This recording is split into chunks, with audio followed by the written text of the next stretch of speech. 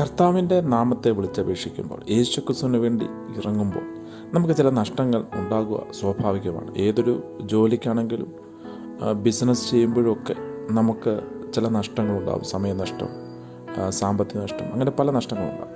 എന്നാൽ ആ ബിസിനസ് മെച്ചപ്പെടുകയാണെങ്കിൽ, ആ ജോലിയിൽ നാം നിലനിൽക്കുകയാണെങ്കിൽ, ആ നഷ്ടങ്ങളെല്ലാം ആ ജോലി, ആ ബിസിനസ് നികത്തുക സ്വാഭാവികമാണ്. എന്നാൽ യേശുവിടെ പറയുന്നു, എൻ്റെ നാമനിമിത്തം വീടുകളെയോ സഹോദരന്മാരെയോ സഹോദരികളെയോ അപ്പനെയോ അമ്മയോ വിട്ടുകളഞ്ഞ എല്ലാവർക്കും 100 മടങ്ങ് ലഭിക്കും. അവർ നിത്യജീവനെ അവകാശമാക്കും. മത്തായിയുടെ സുവിശേഷം 19:29. യേശുവിന് വേണ്ടി, യേശുവിൻ്റെ നാമത്തിന് വേണ്ടി, ഈ വർത്തമാനത്തിന് വേണ്ടി നാം ഇറങ്ങുമ്പോൾ, സുവിശേഷത്തിന് വേണ്ടി നാം ഇറങ്ങുമ്പോൾ നമുക്ക് ചില നഷ്ടങ്ങൾ ഉണ്ടാകുക സ്വാഭാവികമാണ്. എല്ലാ മേഖലകളിലും ഇറങ്ങുമ്പോൾ അതിൻ്റേതായ നഷ്ടങ്ങൾ ഉണ്ടാകുന്നത് പോലെ സുവിശേഷ വേലയ്ക്ക് വേണ്ടി, സുവിശേഷത്തിന് വേണ്ടി നാം ഇറങ്ങുമ്പോൾ നഷ്ടങ്ങൾ സ്വാഭാവികമാണ്.